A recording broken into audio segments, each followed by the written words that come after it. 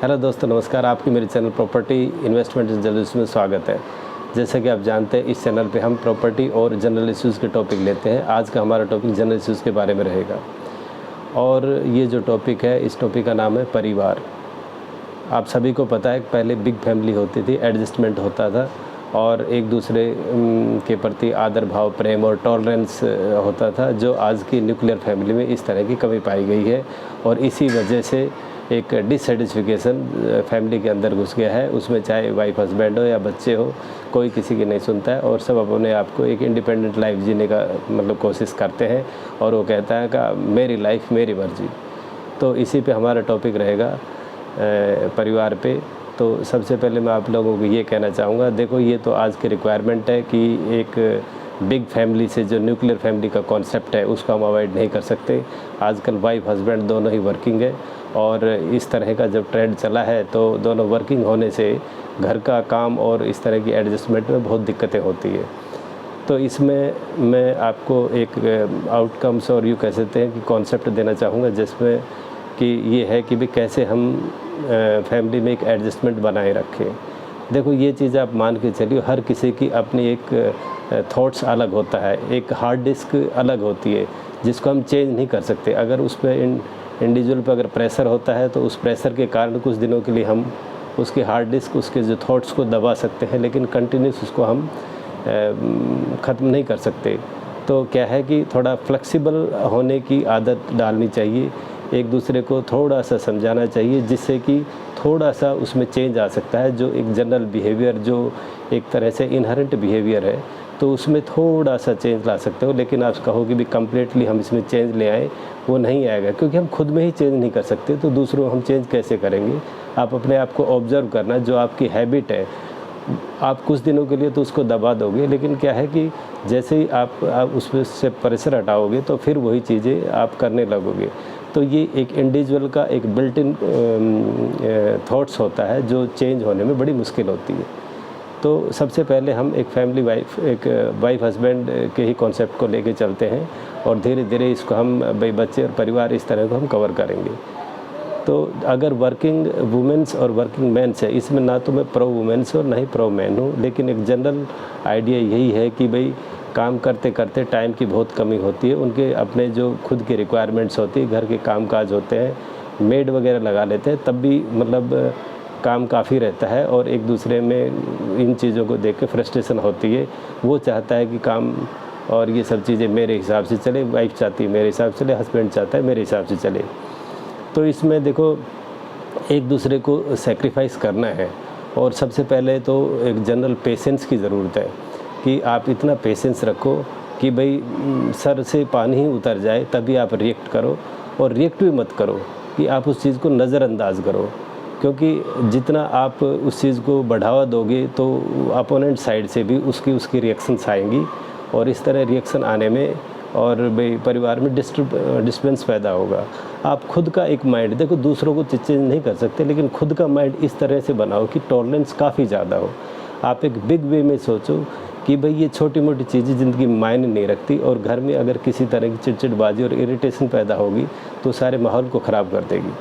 तो इंडिविजुअल को, चाहे वाइफ हो या हस्बैंड हो, इवन बच्चे हो, तो उनको ये कहना चाहिए भी ठीक है तुम अपनी मर्ज़ी से अपना काम कीजिए, लेकिन दूसरे को ज़्यादा रोकने की कोशिश मत करिए।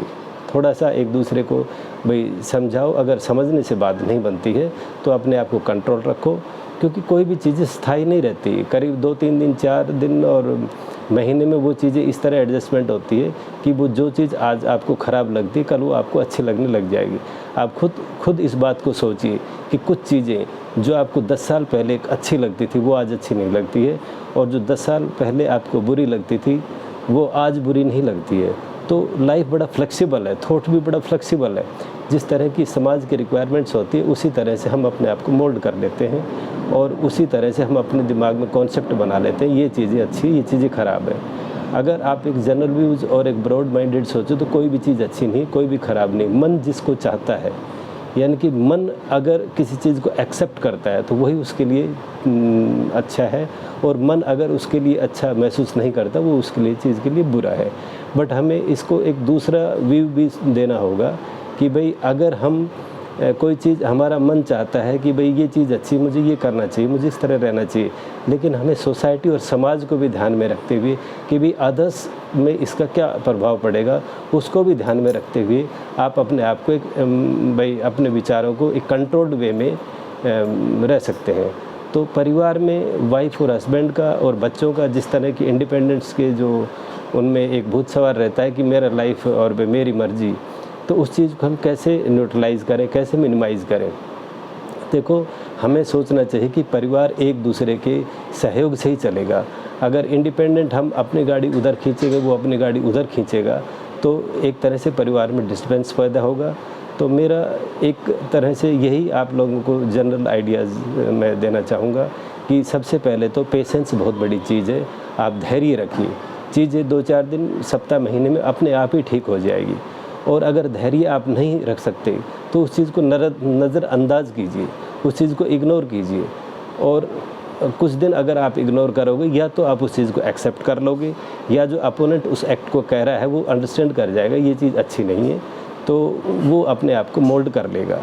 तो एक टाइम लीजिए, किसी भी चीज़ को सॉर्ट आउट होने में टाइम लगता है, और आप एक वक्त का वेट कीजिए। और जैसे जैसे वक्त बीतता जाएगा, अगर आप चुप रहोगे, एक दूसरे को रिएक्ट नहीं करोगे, क्योंकि रिएक्ट करना ही एक तरह से झगड़े की जड़ है और इरिटेशन की जड़ है। आप एक दूसरे भी में अगर इसे आप देखोगे कि कोई चीज़ आपको अच्छी नहीं लगती, वो चीज़ हो रही है, कितनी चीज़ें ख़राब होगी भाई, उसका भी तो अपना लाइफ है, अपोनेंट का भी तो अपना लाइफ है, वो कहाँ तक ख़राब चीज़ों को करेगा, क्योंकि उसे भी एक परिवार के बॉन्ड में रहना है, उसे भी एक परिवार की ज़रूरत होती है, और वो भी नहीं चाहता कि परिवार में किसी तरह की डिस्टर्बेंस पैदा हो। अब दूसरी चीज़ ये है कि हम, ये तो एक पहलू होगा, दूसरा पहलू अगर हम जाते हैं भाई समाज क्या कहेगा, अगर हम इस तरह एक्ट करेंगे, हम अपने इंडिपेंडेंट लाइफ जिएंगे, तो अदर्स उसकी परवाह ज़्यादा ना करके आप अपने शांति और अपने घर की प्रोग्रेस और अपने परिवार की प्रोग्रेस के बारे में सोचिए। दुनिया तो सबको यही कहती रहती है कि भाई फलां ऐसा है, फलां ऐसा है, आप उस चीज़ पर ध्यान मत दीजिए। आप बस आपस में है किसी चीज़ को एडजस्ट और सहमत होकर चलिए, बाकी जो समाज की ज़्यादा केयर करने की ज़रूरत नहीं है। बस इतना है कि आपकी वजह से किसी को डिस्टर्बेंस ना हो, इतना ही ध्यान रखिए और अपनी गाड़ी को आगे बढ़ाते जाइए। जहाँ तक ये तो वाइफ हस्बैंड की बात होगी, और बच्चों की बात ये है कि भाई बच्चे एक्चुअली टीनेज जो होती है वो अनकंट्रोलेबल होती है, उसमें उसका खुद भी बस नहीं होता, और जो हमारे हार्मोन्स जो होते हैं वो उसको ऐसे एक्ट करने के लिए कोशिश करता है जो पेरेंट्स लाइक नहीं करता, और एक दूसरा एज ग्रुप उस चीज़ों को लाइक नहीं करता। लेकिन आप ये सोचिए कि भाई मैं जब उस एज में था तो भी मेरे इसी तरह के एक्ट थे, और उस तरह के एक्ट को आप कंट्रोल ज़रूर कीजिए, एक रास्ता दिखाइए, बट उसको ब्लॉक मत करिए, क्योंकि ब्लॉक करोगे तो उसमें एक और समस्या पैदा हो जाती है कि आज के बच्चे इतने मतलब एक तरह से उनमें टॉलरेंस नहीं है, और अगर उसको थोड़ा हार्ड प्रेस करोगे, hard press in the sense of भाई एग्ज़ाम में ज़्यादा नंबर लेके आओ, फलां के साथ मत रहो, ये मत करो, वो मत करो, आप जस्ट उनको रास्ता दिखाइए और इस तरह से फ्रेंडली वे में उसको लेके आइए कि उसको फील ना हो। क्योंकि अगर आप डंडे का इस्तेमाल करोगे तो आजकल 1-2 बच्चे रहते हैं, एक तरह से भाई हम कह सकते हैं कि भाई हमें केयर भी एक एक्स्ट्रा रखनी पड़ती है। अगर थोड़ा सा ज़्यादा आपने उन पर प्रेशर डाला तो उसमें भी पेशेंस नहीं है, और वो भी एक गलत स्टेप उठा लेता है जो ज़िंदगी भर पछताने के अलावा और कुछ नहीं रहता। तो सबसे पहले इसका मूल मंत्र यही है कि पेशेंस रखिए, इग्नोर कीजिए चीज़ों को, और एक दूसरे को समझने की कोशिश कीजिए।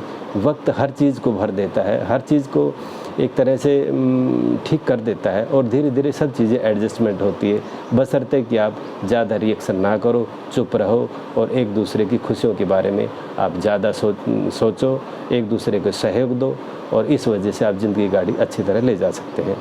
तो मेरा आज का यही व्यू था। वीडियो कभी कभी बनाता हूँ, मेरे जो दिल में आता है उस तरह की मैं वीडियो करता हूँ।